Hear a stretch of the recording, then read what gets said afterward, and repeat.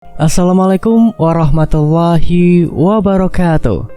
Kembali lagi di channel Juru Sejarah. Kali ini kita akan melanjutkan dari cerita Rumah Dinas Tinggallah Bersamaku episode kedua. Buat kalian yang belum dengerin di part satunya atau episode satunya, silakan kalian dengerin terlebih dahulu sebelum mendengarkan di cerita part 2 ini, agar kalian mudah memahami ceritanya.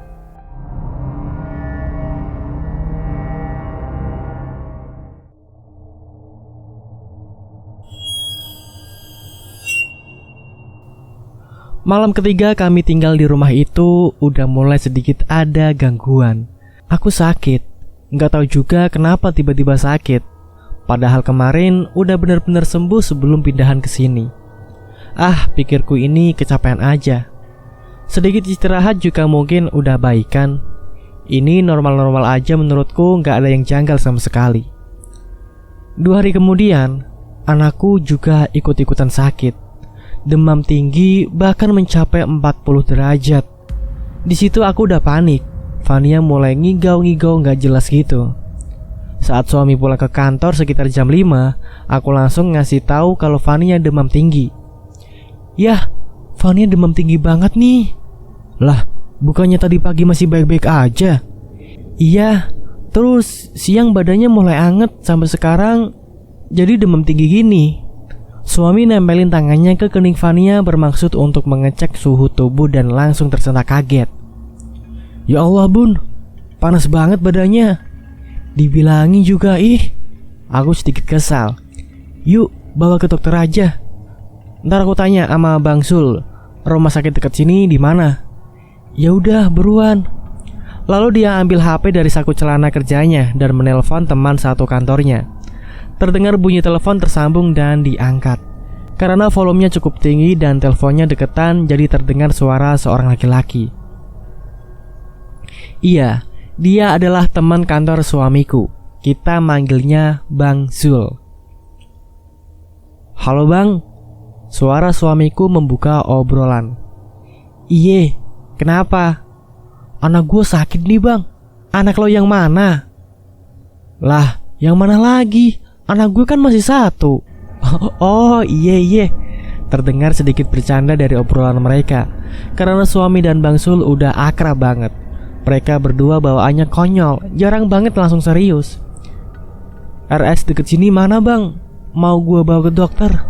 Demamnya tinggi banget sampai 40. Suami mulai khawatir. Lah serius lo? Ke rumah gue aja dulu, gue anterin yuk. Kita pun langsung bergegas menuju rumah Bang Zul.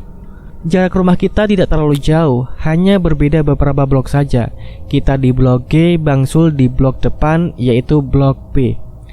Sampai di rumah Bang Zul, kita disambut sama istrinya Bang Zul yang bernama Mbak Tata. Sejak kapan sakitnya? Tanya Mbak Tata. Tadi siang Mbak, anget gitu badannya. Sekarang demam tinggi. Aku pun menjelaskan. Ini mau dibawa ke dokter langsung? Bang Sul bertanya. Iya bang. Rumah sakit dekat sini mana ya? Lo udah coba kompres belum? Tanya Bang Sul lagi. Anak lo kecapean itu? Atau dia ngelihat sesuatu ya? Kan rumah itu kosong lumayan lama, timpal Mbak Tata. Iya sih mbak, beberapa hari ini dia kayak sering ketakut-takutan gitu. Nggak mau banget ditinggal sendirian.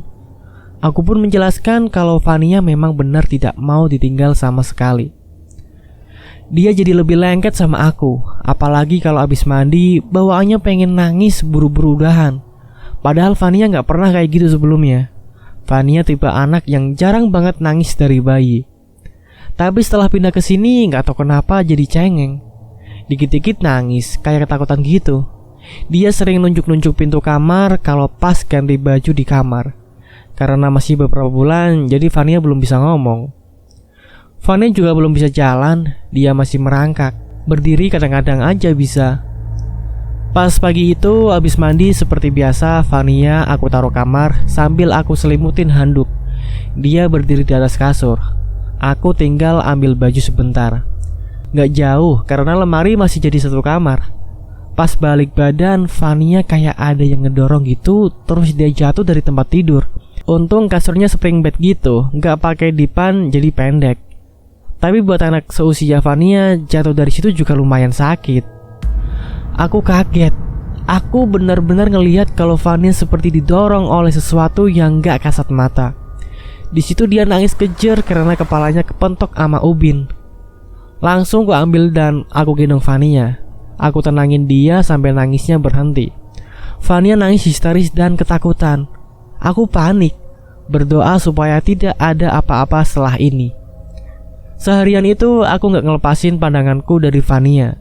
Dia terus dalam pengawasanku. Ya, aku cuma takut kalau Fania diisengin lagi sama mereka yang aku sendiri juga gak tahu bentuknya seperti apa. Jam menunjukkan pukul 12 siang. Biasanya suami pulang sebentar untuk sekedar makan siang, tapi di hari itu dia gak pulang. Bilangnya sih sibuk karena kerjaannya menumpuk, jadi makan siang di kantor. Fania yang tertidur aku geletakin di kasur depan TV sambil kipas terus menyala karena hari itu aku rasa panas banget. Setelah mendengar ceritaku panjang lebar, Bang Sul sama Mbak Tata semakin yakin kalau di rumah yang aku tempati saat ini ada yang gak beres. Tapi kami gak mau ambil pusing dulu. Yang kami pikirin saat ini dengan demam yang setinggi itu, Fania harus buru-buru dibawa ke rumah sakit untuk mendapatkan pertolongan.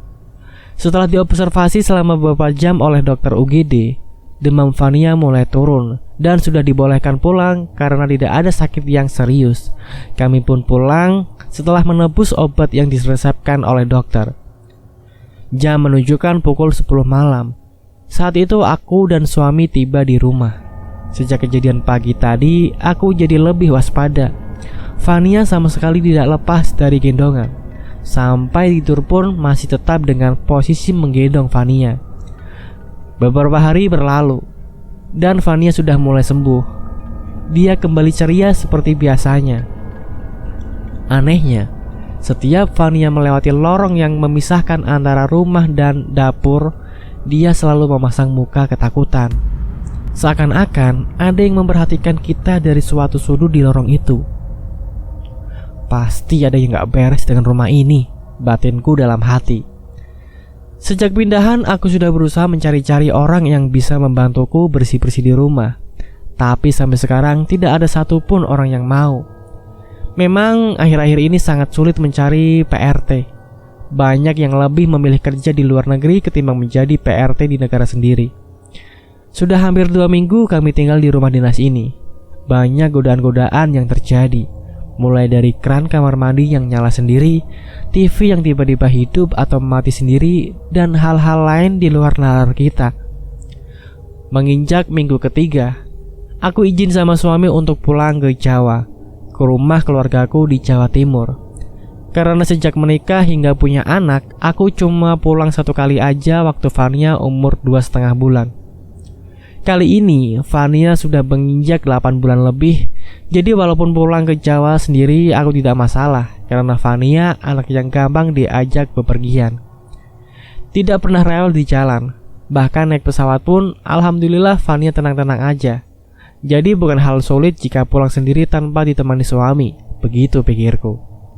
Setelah mengantongi izin dari suami, aku diantar ke bandara dan dengan cerewetnya suami bilang harus ini itu, nggak boleh begini begitu.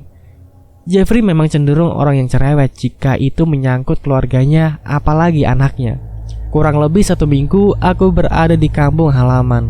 Setiap malam hari Jeffrey selalu telepon dengan alasan minta ditemani karena takut di rumah sendiri. Jeffrey sering ngajak teman-temannya nginep di rumah, kadang dia yang nginep di rumah temennya. Tapi ada beberapa malam dia tidur sendiri di rumah. 5 harian aku berada di Jawa. Jeffrey sudah merengek minta aku cepat kembali karena dia gak mau pisah lama-lama dengan anaknya. Maklum, Jeffrey sangat suka anak kecil, apalagi dia juga baru menjadi seorang ayah. Dan dengan umur Fania yang masih 10 bulan, masih terlihat sangat lucu. Tak tega melihat Jeffrey yang selalu memintaku untuk cepat pulang. Aku pun meminta dia untuk membelikan tiket pesawat esok harinya. Barang sudah tertata rapi, tinggal nunggu berangkat besok. Anehnya, sore hari tiba-tiba badan Fania demam tinggi. seakan dia nggak mau diajak pulang kembali ke rumah dinas itu. Sore itu juga aku bawa Fania ke dokter anak dan aku juga bilang kalau besok mau naik pesawat. Dokter melarangku untuk bepergian sampai Fania benar-benar sembuh, karena bahaya anak yang kurang sehat dibawa naik ke pesawat. Akhirnya penerbanganku ditunda selama 2 hari sampai Fania benar-benar sembuh. Setelah sembuh, barulah aku melakukan perjalanan kembali ke Kalimantan. Seperti mendapat pertanda, sesaat setelah memasuki ruang tunggu bandara, penerbangan delay kurang lebih 4-5 jam. Jeffrey terus menelpon menanyakan kabar jam berapa pesawat akan diterbangkan. Setelah melalui hari yang sangat melelahkan, akhirnya aku pun tiba di tujuan. Jeffrey mengajakku untuk makan malam di luar sebelum pulang. Tapi ku tolak karena sudah merasakan sangat kelelahan. Kami pun pulang dan memutuskan untuk membungkus makanan saja. Fania yang sedari tadi tidur, setelah sampai rumah dia terbangun dan mulai rewel lagi. Aku mengatakan pada Jeffrey mungkin hanya efek kelelahan karena tadi di pesawat delay begitu lama. Esoknya, karena hari Senin, Jeffrey berangkat kerja seperti biasanya. Setelah selesai ngurusin Fania, aku pun mulai bersih-bersih rumah. Aku mengeluarkan baju-bajuku dari koper dan membuka makanan yang kubawa dari kampung bermaksud membagikan ke tetangga sebagai oleh-oleh. Aku membuka kantong kresek dan mengeluarkan makanan di dalamnya. Makanan itu terbungkus daun pisang, bentuknya seperti lontong tapi bukan nasi isinya. Aku membuka pembungkusnya bermaksud ingin memakannya satu, mencoba sebelum memberikan kepada tetangga. Aku begitu kaget setelah tahu bahwa makanan yang aku bawa semua berjamur, busuk. Padahal seharusnya jajanan itu tahan hingga 7 hari dan tanggal pembuatannya masih di hari yang sama saat aku membeli jajanan itu. Terhitung masih 2 hari dan seharusnya masih bisa bertahan 5 harian. Tapi aneh, kenapa pas aku buka sudah dalam keadaan berjamur? Penasaran, aku buka semua dan benar, jajanan yang aku bawa berjamur semua. Mungkin karena aku membungkusnya dengan kantong kresek, makanya jadi cepat membusuk. Aku tetap berpikir positif aja. Setelah membuang makanan itu, aku lanjut bersih-bersih. Bajuku kukumpulin di kantong besar untuk di laundry. Lagi dan lagi. Aku merasa janggal setelah melihat noda di celana boxer yang biasa Jeffrey pakai. Noda kecoklatan seperti wanita saat siklus terakhir menstruasi. Biasanya kalau wanita menstruasi di hari-hari akhir suka keluar darah kecoklatan. Karena penasaran, ku teleponlah Jeffrey, bertanya kenapa bisa ada noda di celananya. Jeffrey menjawab kalau sudah 3 hari ini dia mengalami infeksi saluran kencing. Jeffrey juga nggak tahu apa penyebabnya. Awalnya Jeffrey seperti anyang-anyangan dan semakin lama perutnya pun mulai terasa sakit. Pas aku tanya dia salah makan apa atau minum apa, Jeffrey menjawab kalau tidak ada yang aneh, dia makan minum seperti biasa. Akhirnya kita bawa ke rumah sakit untuk periksa. Dan benar, kata dokter, Jeffrey menderita infeksi saluran kencing. Setelah konsultasi dan mendapat resep, kita pulang. Menginjak minggu keempat, sekarang giliran Jeffrey yang sakit. Badannya merasa sangat tidak enak. Ya mungkin itu juga terjadi karena infeksi yang dia derita. 3 hari sudah Jeffrey sakit. Sampai di hari ketiga, sakit Jeffrey mulai parah hingga dia harus izin tidak masuk kerja hari itu.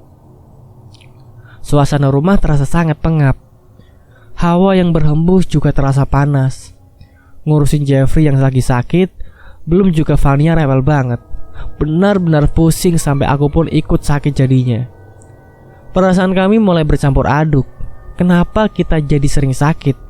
Dan kenapa sekarang Fania jadi anak yang sangat cengeng, padahal Fania bukan tipe anak yang rewel. Kita biasa tidur di atas jam 11 malam, bahkan sering tidur jam 1 sampai jam 2 malam. Tapi tidak hari itu. Karena sedang sakit, aku dan Jeffrey memutuskan istirahat lebih sore. Waktu menunjukkan pukul 9 malam. Gorden aku tutup semua dan pintuku kunci. Kami bersiap untuk istirahat. Fania sudah terlelap, begitupun juga Jeffrey. Tinggal aku yang masih terjaga. Hawa di kamar terasa sangat panas dan pengap sekali. hingga aku merasa sulit bernafas. Aku pun mengambil remote AC dan bermaksud menyetelnya jadi lebih dingin. Tetapi ini sudah mentok, udah gak bisa didinginkan lagi. Apa AC-nya rusak atau gimana? Tapi ini kan baru, toh kemarin-kemarin juga gak apa-apa. Pikiranku berkecamuk. Seakan tak mau ambil pusing, aku memaksakan diri untuk terlelap. Bayangan seseorang berdiri di sebelah pintu membuatku terbangun dan menengok ke arah pintu. Nihil, tidak ada siapa-siapa di sana. Bayangan itu pun melintasi luar jendela kamar. Kurang jelas karena lampu kamar temaram yang hanya mendapat pencahayaan dari lampu tidur saja.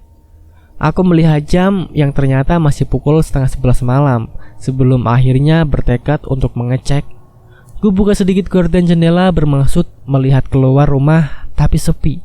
Lagi-lagi tidak ada apa-apa di sana. Sampai aku memberanikan diri keluar kamar. Ceklek, bunyi gagang pintu. Dan perlahan membuka pintu kamar dengan ditemani suara derit pintu yang membuat suasana lebih menyeramkan. Krek, krek. Suara itu memecah kesunyian. Kulihat Vania dan Jeffrey masih terlelap.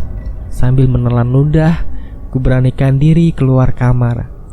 Gelap, sepi, tidak ada siapa-siapa sampai aku merasakan ada siluet seorang wanita yang berdiri di lorong sempit itu. Belum juga merasa kaget hingga entah dari mana, seperti ada angin yang berhembus. Dingin sampai mampu membuat bulu kuduk berdiri. Nafasku mulai tak terkontrol. Telapak tangan mulai menjadi sangat dingin hingga jantung pun ikut berdegup kencang. Sepersekian detik tubuh ini mematung sebelum akhirnya aku bisa berlari kembali ke kamar. Pintu kututup kembali dan aku meringuk di bawah selimut, membaca surat-surat yang aku bisa, dan tak terasa air mata mulai keluar membasahi pipi. Aku menangis sendiri di malam gelap itu. Sedikit demi sedikit hatiku terasa tenang dan rasa kantuk pun mulai membuat mataku terpejam. Akhirnya aku bisa tertidur kembali. Sayup-sayup terdengar suara hingga membuatku terbangun. Aku meraih jam yang tergeletak di atas meja. 00:30 dan aku seketika tersadar. Malam ini terasa sangat panjang. Suara itu masih terdengar rancu. Semakin lama semakin keras hingga aku tahu dari mana sumber suara itu. Jeffrey mengigau, membicarakan hal-hal yang aku pun tak mengerti. Pohon coklat, di belakang rumah ada pohon coklat. Jeffrey terus merancu. Pohon coklat apa? Di mana? Aku pun bertanya karena merasa heran. Ada pohon coklat di belakang rumah. Ngawur kamu, di belakang gak ada pohon coklat. Aku pun meyakinkan, karena setauku di belakang rumah memang tidak ada pohon coklat. Ada di sana, di pohon coklat itu. Tolong aku. Semakin lama semakin gak jelas apa yang dikatakan Jeffrey. Aku siapa? Kamu jangan ngomong yang aneh-aneh ya, bentakku. Aku pun mulai membangunkan Jeffrey. Badannya yang sangat panas, keringat dingin mulai membasahi seluruh badan Jeffrey sambil terus mengigau yang tidak-tidak. Pohon coklat di belakang rumah. Aku di sana. Jeffrey mulai menangis. Di belakang gak ada pohon coklat. Aku terus meyakinkan. Ada. Dulu ada. Tolong aku. Aku yang gak tahu harus berbuat apa langsung menangis sambil tetap membangunkan Jeffrey, berharap Jeffrey tersadar dari tidurnya. Aku suka kalian di sini. Tetaplah di sini bersamaku. Seketika badan Jeffrey mulai menggigil hebat. Ya Allah ya, sadar. Istighfar ya, Eling. Saat itu aku menyadari pasti bahwa rumah ini tidak sehat, sangat tidak sehat. Aku terus mengguncang-guncangkan badan Jeffrey, memeluk suamiku sambil membisikkan, Ayah, yang tenang. Ingat Allah, ingat aku dan anakmu, ingat keluargamu yang lain, ingat almarhum mamamu. Seketika Jeffrey menyebut mamanya, memanggil-manggil mamanya. Jeffrey sangat sayang sama keluarganya. terutama almarhum mama yang sudah beberapa tahun meninggal. Dia mulai menangis dan seakan-akan mamanya datang untuk membawa Jeffrey kembali tersadar. Tiba-tiba matanya terbuka sambil mencari-cari sekeliling. "Bun, mamaku tadi di sini. Mama membawaku kembali. Mama menunjukkan jalan padaku." Jeffrey bercerita sambil terisak. "Udah ya, nyebut, istighfar, berdoa sama Allah, kirim Al-Fatihah untuk mama, berterima kasih sama Allah." Aku mencoba menenangkan. "Di belakang ada pohon coklat gak, Bun?" tanya Jeffrey setelah dia mulai tenang. "Pohon coklat apaan sih? Kamu dari tadi nyebut-nyebut pohon coklat." "Tadi aku didatengin sama cewek. Dia bilang suruh nyari pohon coklat di belakang rumah." "Di belakang rumah itu gak ada pohon coklat." "Setelah itu aku kayak dibawa ke suatu tempat entah di mana, sampai tiba-tiba mama muncul dan menarikku," cerita Jeffrey. "Yah, kita harus pindah dari sini. Rumah ini gak sehat. Kita sebulan di sini ada aja yang terjadi. Kita sakit bergantian sampai puncaknya ini tadi kamu ngigau yang enggak. Aku takut keluarga kita kenapa-napa." Air mataku mengalir. "Iya, besok aku akan coba cari kontrakan. Mudah-mudahan cepet dapet ya, Bun. Lalu kita pindah dari sini segera." Jeffrey mengiyakan. Tiba-tiba Jeffrey meringis kesakitan. Setelah kutanya kenapa, ternyata jempol tangan kanan Jeffrey bengkok dan gak bisa dilurusin. Semakin dipaksa maka semakin sakit jadinya. Kita pun terheran-heran. Sebelumnya gak apa-apa, kenapa sekarang jadi seperti ini? Kejadian ini makin membulatkan kita untuk mencari kontrakan dan keluar dari rumah dinas ini. Besoknya, Jeffrey sudah mulai bekerja. Badannya masih sedikit lemas, tapi dipaksa untuk masuk kerja sembari bertanya-tanya orang kantor, siapa tahu ada yang tahu kontrakan. 2 hari kita keliling mencari kontrakan. Tidak mudah bagi kita untuk mendapat kontrakan yang pas. Setelah semua kejadian yang menimpa kami akhir-akhir ini, kita jadi lebih waspada dalam memilih rumah kontrakan. 4 hari berlalu setelah kejadian malam itu, dan kita sudah menemukan kontrakan yang dirasa cocok untuk ditinggali. Tak berpikir lama kita pun mulai pindahan, mengemasi barang-barang dari rumah dinas menuju ke kontrakan baru. Tidak terlalu jauh, mungkin sekitar 10 menit berkendara sudah sampai di kontrakan yang baru. Sambil dipandu oleh teman-teman Jeffrey, proses pindahannya tidak memakan waktu lama. 1 hari sudah selesai karena memang barang kami tidak terlalu banyak. Di rumah kontrakan yang baru, alhamdulillah Fania jadi lebih tenang. Jeffrey pun berangsur-angsur membaik. Tapi jari jempol Jeffrey masih sakit, belum bisa diluruskan seperti biasa. Banyak teman kantor Jeffrey yang datang ke kontrakan baru kami. Memang sengaja diundang untuk makan-makan. Ya, hitung-hitung sebagai syukuran karena mendapat kontrakan baru. Ada 4 orang yang membawa keluarganya. Kita memang sudah saling kenal.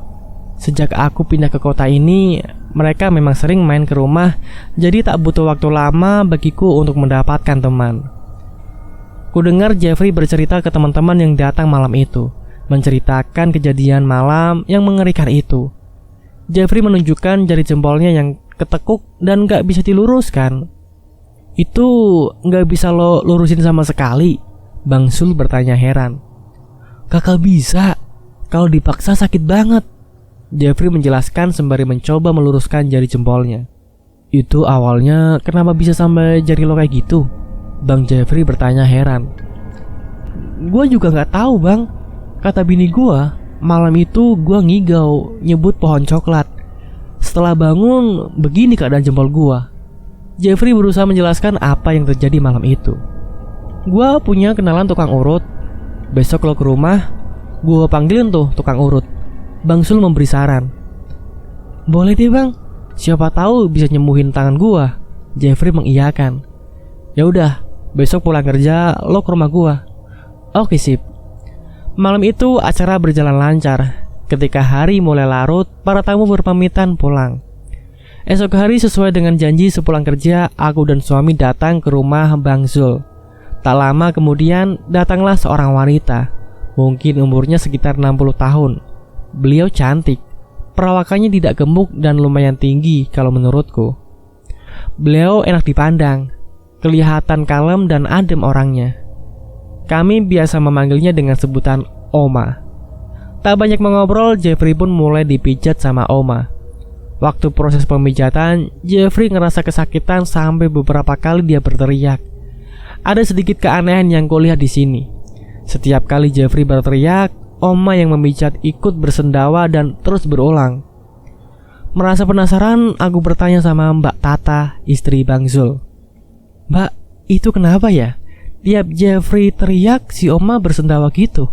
Aneh gak sih? Tanyaku menyelidik. Ya, memang begitu, Meh. Oma itu asli orang Dayak. Katanya dia tahulah hal-hal yang begituan. Mbak Tata menjelaskan. Oh, pantas cantik, kataku sambil tersenyum. Beberapa orang bilang kalau wanita asli suku Dayak itu cantik-cantik. Dan memang benar, Oma yang aku temui perawakannya sangat cantik. Apalagi untuk orang yang menginjak umur 60-an tahun. Aku juga kurang tahu umur pasti Oma, dan hanya mengira-ngira saja. Mas, siapa namanya? Oma bertanya di sela-sela kegiatan. Saya Jeffrey, Oma. Mas Jeffrey tinggal di mana? Kok saya belum tahu? Sebelumnya saya tinggal di rumah dinas atas, Oma. Tapi sekarang sudah ngontrak rumah sendiri gak jauh dari sini. Kami pun mulai menceritakan kejadian-kejadian janggal yang pernah kami alami saat tinggal di rumah dinas atas. Sampai dengan jari tangan Jeffrey yang tiba-tiba gak bisa dilurusin, padahal sebelumnya gak kenapa-napa. Setelah mendengar cerita, Oma mulai mengerti kenapa keluarga kami jadi sering sakit-sakitan. Itu ada perempuan ngikutin Mas Jeffrey. Mungkin penghuni rumah di atas. Jelas Oma dengan tetap memijat sambil sesekali bersendawa. Ngikutin gimana, Oma? Kan saya sudah pindah rumah. Tanya Jeffrey bingung. Iya, ngikutin karena gak mau keluarga Mas pindah rumah, kata Oma. Kok gitu, Oma? Kan kita gak ada aneh-aneh waktu tinggal di situ. Aku pun mulai bertanya heran. Bukan karena aneh-aneh, memang dia suka. Apalagi ada anak bayi. Makhluk seperti itu sangat suka anak kecil. Tapi dia ini jahat, suka bikin orang sakit. Jelas Oma.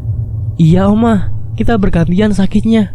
Sampai puncaknya yang malam itu saya ngigau tentang pohon coklat. Terus gimana, Oma, supaya mereka tidak diganggu lagi? Kali ini giliran Bang Sul yang buka suara.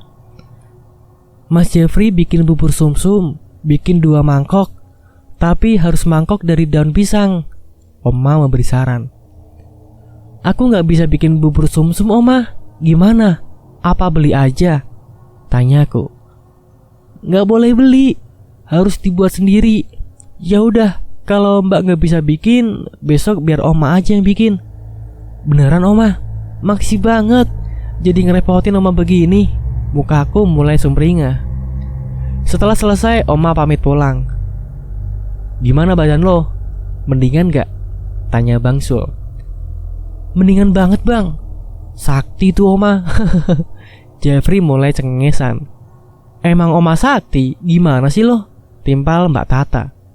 Tapi jari gua masih belum pulih, Bang. Jeffrey menunjukkan jarinya yang masih nekuk, gak bisa lurus. Mungkin gak bisa langsung juga. Sabar aja. Coba lo telatenin pijit sama Oma, saran Bang Zul. Kami pun pulang setelah lumayan lama bercengkerama di rumah Bang Zul. Kami menggunakan motor untuk akomodasi selama dinas di sini. Selama perjalanan pulang, aku dan suami berharap setelah ini keadaan akan baik-baik saja dan kembali normal. Sesuai yang dijanjikan, keesokan harinya Oma datang ke rumah Bang Zul untuk menyerahkan 2 mangkuk bubur sumsum. Kami diminta menaruh bubur itu di rumah dinas sebelumnya dan di rumah kontrakan yang sekarang. Jeffrey ditemani dengan Bang Zul menaruh bungkusan itu di rumah dinas sembari menyebutkan beberapa kalimat. Entah kalimat apa yang diajari sama Oma, tapi itu bertujuan agar makhluk itu tidak lagi mengikuti kami. Begitupun juga di rumah kontrakan yang baru. Setelah semua selesai, kami dipesan sama Oma untuk tidak meninggalkan sholat, bahwa semua pertolongan datangnya hanya dari Allah. 1 minggu berlalu. 1 minggu berlalu. Hidup kami berjalan dengan normal. Tapi Jeffrey masih sama seperti sebelumnya. Ini kenapa jariku kayak gini ya bun? Apa nggak bisa sembuh? Buka Jeffrey seakan kecewa. Sabar, siapa tahu besok ada jalan. Aku mencoba menenangkan. Kayaknya jariku bakal cacat seumur hidup deh bun. Hus, ngomong apaan sih? Tidak ada yang tidak mungkin kalau Allah sudah berkehendak. Pagi itu Jeffrey pamitan pergi bekerja. Dia juga bilang kalau nanti pulang terlambat karena ada kegiatan yang harus dia siapkan. Telepon berbunyi. Setelah kulihat ternyata Jeffrey yang menelpon. Iya ya, belum mau pulang. Udah jam 8:30 malam loh. Iya ini, sebentar lagi juga pulang. Tinggal dikit lagi. Fania udah tidur. Udah, baru aja merem. Kalau udah kelar cepat pulang ya. Iya, nanti aku langsung pulang. Bun, mau tahu nggak? Mau tahu apa? Jari jempolku sembuh. Udah bisa dilurusin lagi. Yang bener? Kau bisa? Iya serius. Nanti aja sampai rumah aku ceritain. Oke deh. Kalau pulang hati-hati ya. Oke siap. Setelah sampai rumah aku pun buru-buru tanya karena penasaran. Ditunjukkan jari jempol yang sakit itu ke aku. Benar, jempol suamiku sudah bisa dilurusin. Jeffrey bercerita kalau di acara tadi dia berkenalan dengan orang banyak. Ada salah satu mas-mas yang baru dia kenal juga nyeletuk. Mas Jeffrey sakit? Tanyanya. Kok mas tahu? Jeffrey heran. Kenalin, namaku Yanto. Aku juga ikut dalam acara ini. Jelas orang yang memperkenalkan dirinya sebagai Yanto. Iya mas Yanto, saya Jeffrey. Iya, saya tahu mas. Sebentar deh, mas Yanto kenapa bisa tahu saya sakit? Kelihatan kok mas. Sini coba saya lihat. Jeffrey pun menyodorkan tangannya yang sakit dan bercerita gimana dia bisa mendapatkan itu. Mas Yanto terlihat mengumamkan sesuatu dan ditariknya jempol Jeffrey. Betapa kagetnya Jeffrey dan beberapa orang yang ada di situ setelah mengetahui bahwa ada rambut panjang yang keluar dari jempol Jeffrey. Rambut dari mana tuh mas? Tanyanya heran. Rambut dari sosok makhluk yang sempat tinggal sama keluarga mas Jeffrey kemarin. Setelah ditariknya keluar rambut panjang itu, Mas Yanto meminta Jeffrey untuk menggerak-gerakkan jempolnya. Aneh, seperti sulapan saja. Jari yang sudah berminggu-minggu tidak ada tanda-tanda sembuh kini kembali normal. Tidak ada rasa sakit sama sekali. Benar-benar kembali seperti sedia kala. Mas Yanto menjelaskan kalau makhluk itu suka sekali bikin orang sakit. Tapi Mas Yanto bilang kalau setelah ini kami benar-benar terbebas dari teror makhluk tak kasat mata itu. Waktu berlalu begitu cepat. Tak terasa kami sudah hampir sebulan pindah dari rumah dinas. Alhamdulillah, tidak ada lagi kejadian-kejadian aneh yang menimpa keluarga kita. Selalu waspada dengan apapun yang ada di sekeliling kita. Dunia kita dengan dunia mereka memang berjalan beriringan. Tetap ingat dengan Tuhan dan sebisa mungkin tetap menjaga adab dan martabat dimanapun kita berada. Kami melalui masa dinas di Kalimantan hanya selama 2 tahun. Awal tahun 2018 suami dipindah tugaskan lagi ke Pulau Jawa. Selesai. Terima kasih buat kalian yang sudah mendengarkan dari awal sampai akhir. Jangan lupa klik like-nya kalau kalian suka ceritanya. Dan jangan malu-malu untuk berkomentar di bawah ya. Terima kasih buat pemilik akun Twitter yang bernama @menjadigalau yang udah ngizinin kita membawakan ceritanya. Tetap di Juru Sejarah.